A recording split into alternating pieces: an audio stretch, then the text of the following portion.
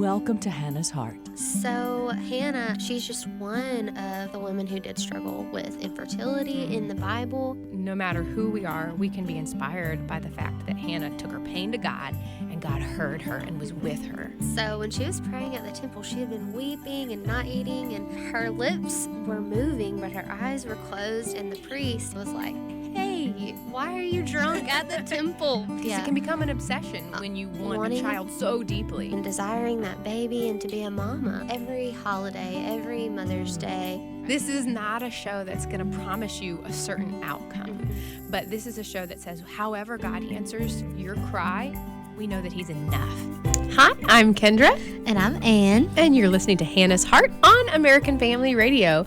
We are a show for any couple who's struggling with infertility or miscarriage, or maybe you're walking through adoption. However God is building your family, we want to encourage you to cling to Christ along the way, because He is sufficient. He's enough. He is more than you need. And every week we have different stories of people with incredible journeys that blow my mind, and I'm always just amazed at all He never works the same way twice, but it's always good and amazing. Oh, for sure. We've been blessed by all of our guests that we've had on, and I feel like I've learned so much. Today we have on a very special guest. If you're watching, you can see her sitting in here with us. Paige Curbow is on today, and we went from not knowing each other at all to becoming very close in some special ways. And so we are glad to have Paige on today. She's going to talk a little bit about infertility, and then a whole lot about a special baby boy in your life now. So we're excited about that conversation. And this is one of those crazy, there's a lot of great stories. This is one of these crazy stories that you're like, did that really happen? Yeah. Yes, I get that. I get asked that a lot. We're going to just jump right in. That's right. So I told you we might start by you just introducing yourself and your hubby just for a second, and then we'll get into the story. Yes. So I'm Paige, and my husband Chance. We have been married for almost 4 years. We do have a little boy, but I'll get to that in a little bit. And we did struggle with infertility for almost 2 years.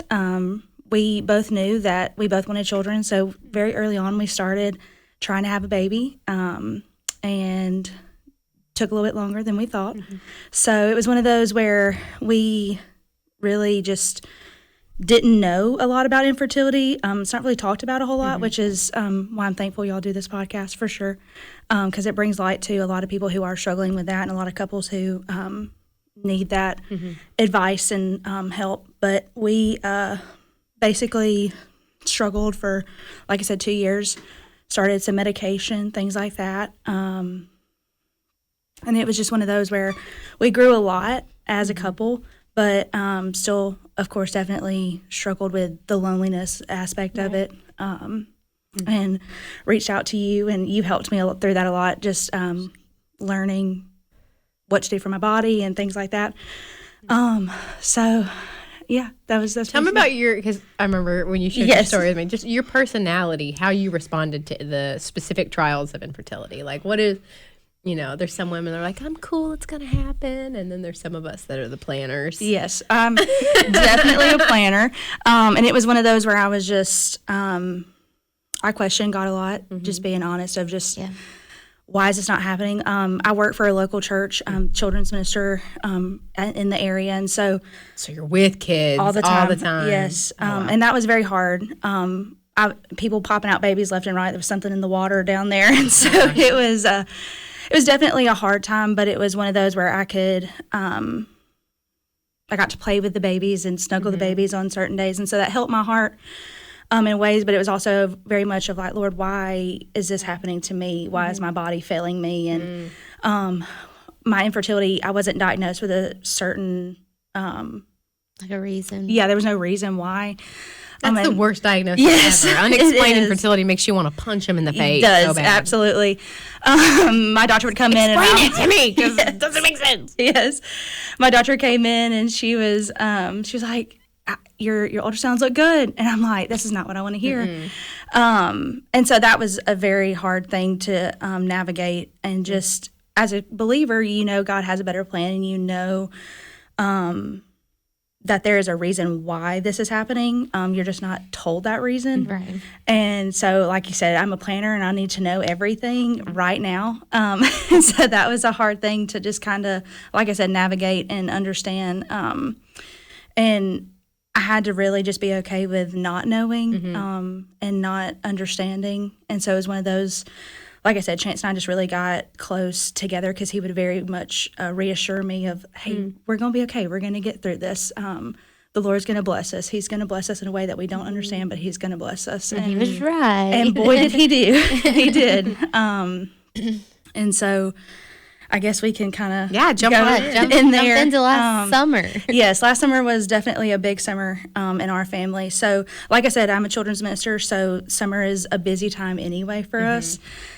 And this year, or the last year, was definitely, I had 2 camps back to back. And we went to the first camp, and I was just talking to some of my chaperones, and the lesson or the theme of the overall camp was just having a trusting heart and loving God and letting go of our plans. And I'm like, ouch. It's for the kids. It's for the kids, but here I am learning more than they are. Yeah. And it always happens that way. I always joke and tell my chaperones, you're going to learn more than the kids do. But yeah, so it was one of those, I was talking to him and I was like, I can't tell my kids to let go if I'm not willing to let go in one aspect of my life, because it was still very much my plan. I wanted to get pregnant, and I wanted this to happen right now. And there was a way I wanted it to happen. And, you know, you plan all these things, baby shower themes and gender reveals and announcements and all this. And so not being able to do that, but always seeing somebody getting that opportunity before me was really, really hard.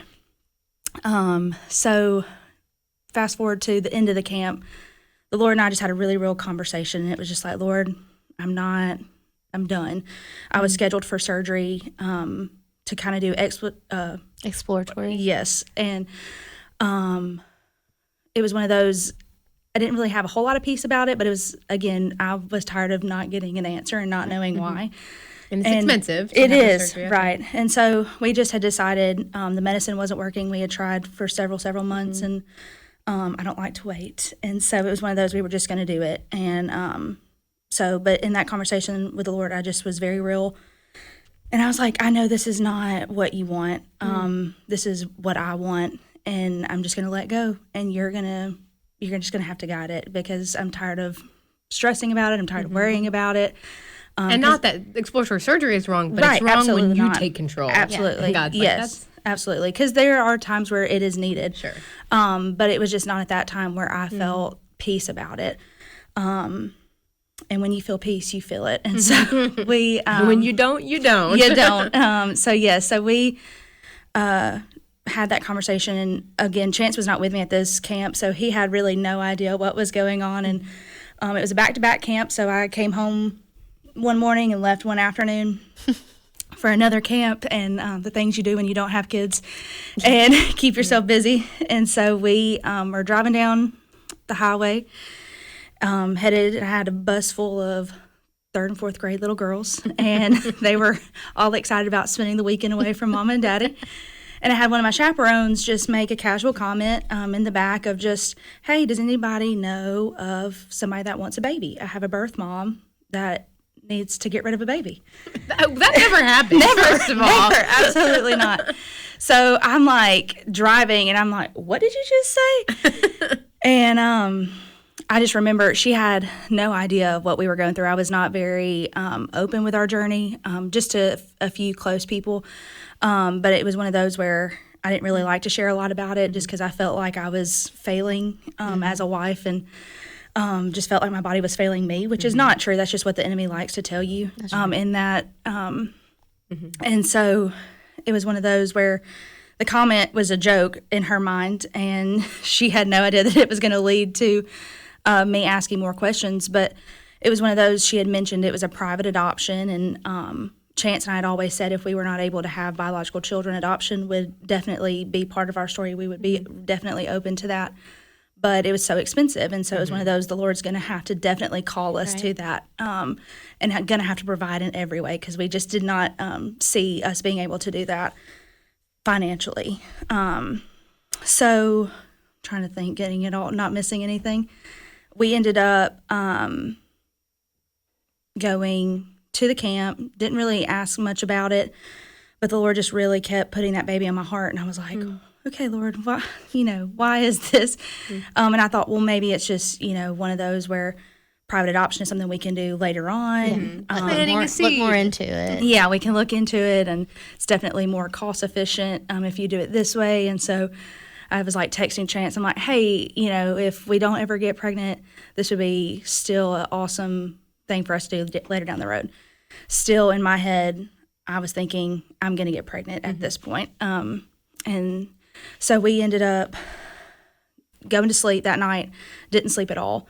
The Lord just definitely waking me up, and just I had the baby on my mind the whole night. And so that next morning I looked at her and I was like, okay, tell me what you know, because the Lord is definitely telling me to ask you this and I don't know why. And so we had some downtime while the kids were off, and I just shared my story with her, and she was like, I had no idea. And I was like, yeah. And she just... I'm sure you almost felt silly. Yeah, absolutely. Especially with what she does. It was one of those, she's going to think I am absolutely crazy.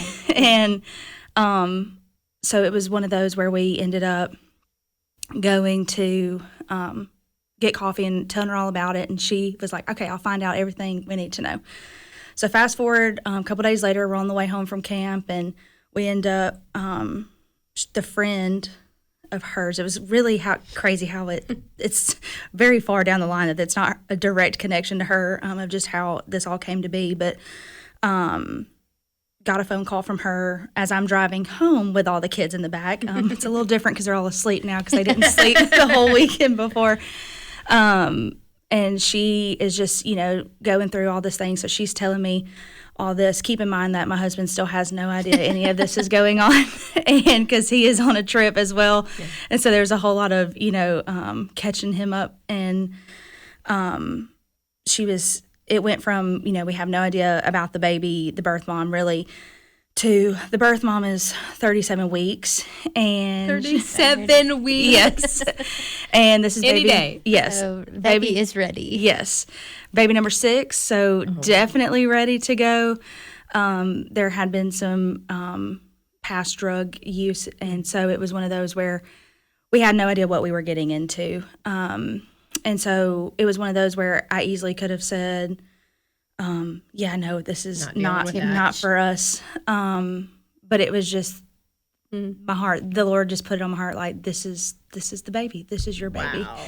And so I was like, okay. So I called the adopted mom. She had her 2 other children, and so she was familiar with the birth mom, and we just had some conversations on... This is a mom who adopted other children from this her. woman. Okay. Yes. And so we'd had some conversations, and I was getting all this information lined up because when my husband came home, I was going to have to explain every detail to him. And he's one of those people where I have to truly line up everything because I know he's going to ask a lot of questions, and if I don't have the answers, it's going to be like, yeah, we're not going to do this. So I was like, tell me everything I need to know. So he got home that night, went to a local Mexican restaurant to eat. He had no idea what was coming. And drop the chip in the salsa bowl. Exactly. So I started telling him about this baby, and I was like, Chance, this is our baby. And and he looked at me, and I'm going to try not to cry when I say this because it just gets me very emotional, but he just said, nothing is telling me no. Wow, and that is so crazy. Yeah, for him, it's the craziest thing ever because he is also a planner, and he's very much I need to check things 3 or 4 times before we jump into something. And just to have him say, nothing is telling me no, it was just that peace that the Lord had given both of us, not just me, but him as well. And so we knew, okay, what do we do now? What's next? So we got up and we went to tell our parents. This was like at 8:30, 9 o'clock at night. Because y'all had to get things moving. Yeah, very quickly. And so it was one of those, we didn't really have time to waste. So we went to tell our parents, and it was one of those, fun, exciting, where you think in adoption you think you get robbed of a lot of things, of, telling your parents you're expecting and, doing that. But the Lord was just so gracious to give us the whole experience. in different ways, but definitely getting to experience things that you would in a normal pregnancy. So it was just a God wink of, he loves us and truly cares about the desires of our heart. And he knew how important it was for me to have that. And so just I learned a lot about the character of God and just how much he truly loves us and cares for us. And we ended up getting everything in place.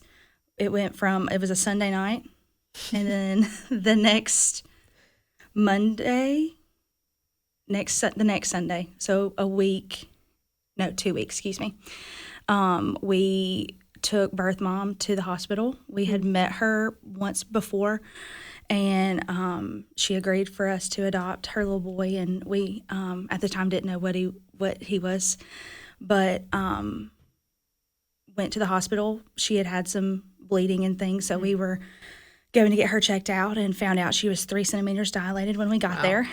And we were like, okay, we're having a baby. And so I'm calling my mom and my dad, and my husband's calling his family, and we're like, hey, we're spending the night and we're having a baby in the morning. Crazy. And so, and it was just that whole experience of the hospital.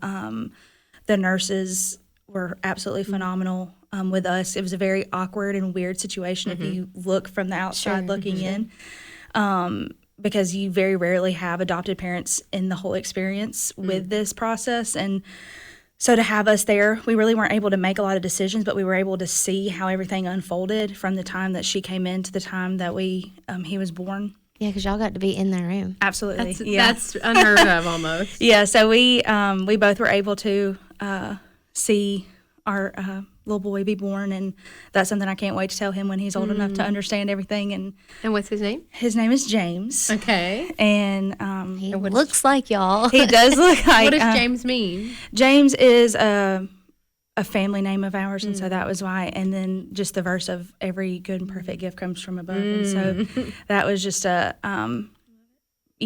we don't care where he came from. It was just a matter of that he was ours, and so it was one of those where, he was born, and he's just the perfect little baby.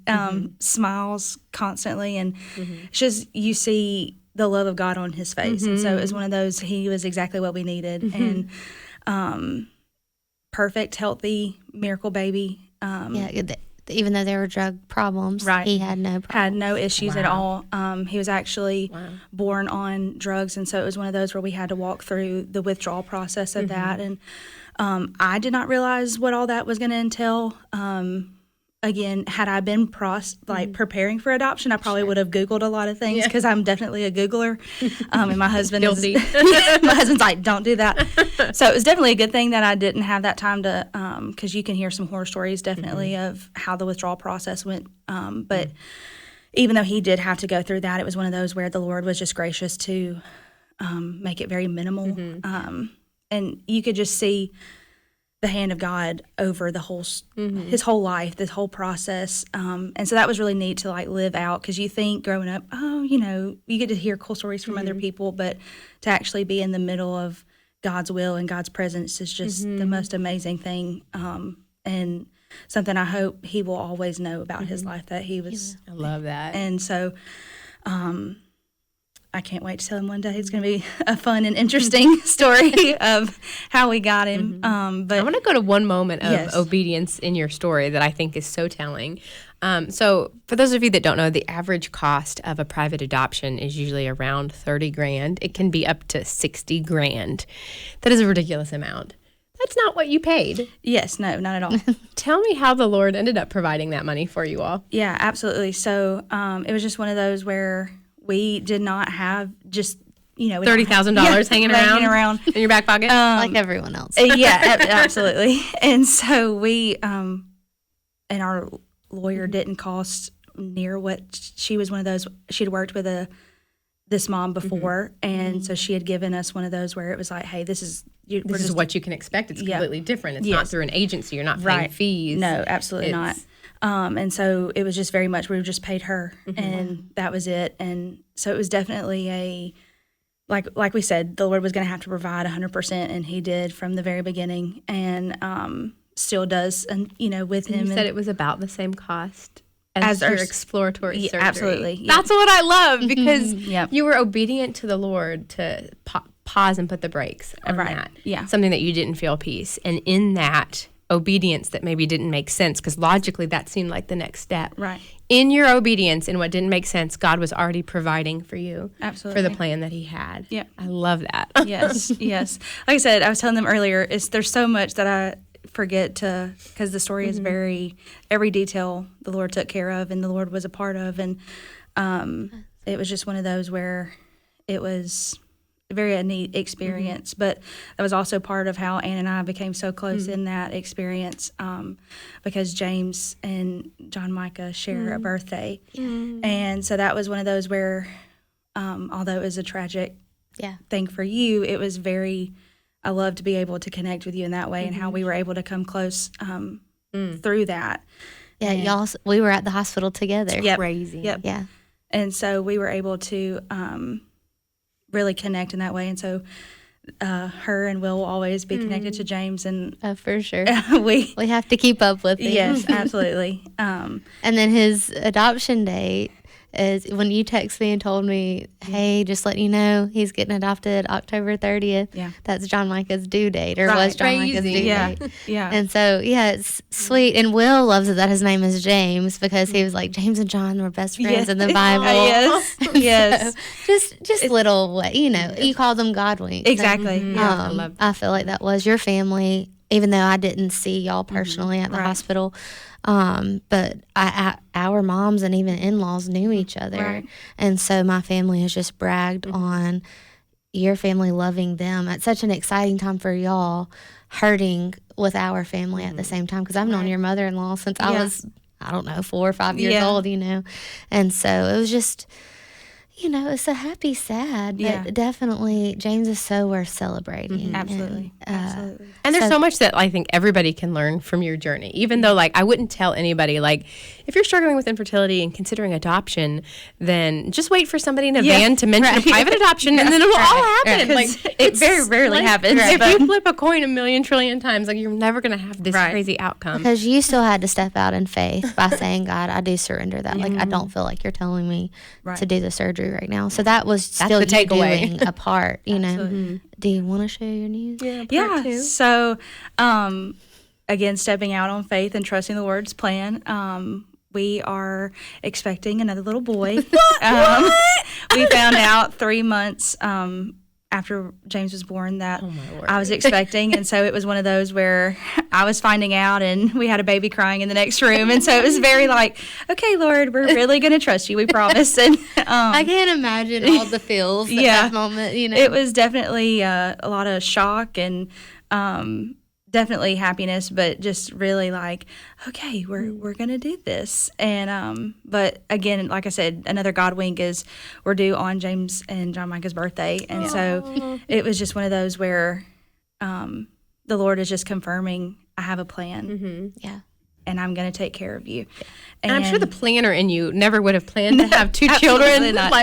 2 under one. Yeah. 2 under 1. Yes. Oh, my goodness. God in his sovereignty and his Absolutely. goodness knows that there's this amazing blessing for your family and James. And Absolutely. you probably never would have had him come into your life No. had you not gone through everything Absolutely. that you went through. And that's what I tell a lot of people.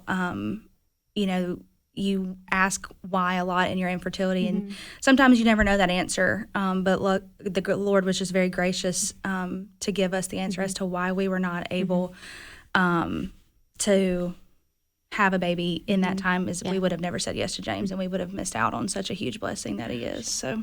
For sure. And I just can't get it. The baby looks so much like. The amount of people that tell me he looks just like my husband is just kind of crazy. We just smile every time we hear it. And he's so sweet. And he's so good to hold him and to love on him. At first, I honestly didn't know how it would feel. Absolutely. Because John Micah should be his age. Yeah.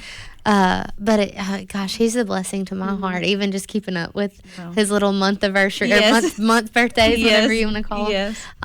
But yeah, y'all are definitely so sweet to us and just a blessing for us. We love And y'all. to our listeners, if you heard about all of those little God winks that she mentioned, I just want to say, you positioned your heart to be able to accept those God winks. Because if you have a mindset of being bitter of all the things that you want to happen a certain way, you're going to close doors for God to work in the unexpected. Absolutely. And it wasn't until you really opened your heart that, like, you're able to have all of those God winks. Right. An amazing moment. So to all our listeners, Very quickly. God's winking at you too. Not in a creepy way. Yeah. Very loving, appropriate. He loves you, and I can't wait to see how your story ends. If you want to connect with us at hannahsheart@afa.net, we'd love to hear a little bit about your story. For sure. Yeah. Thank you all for listening.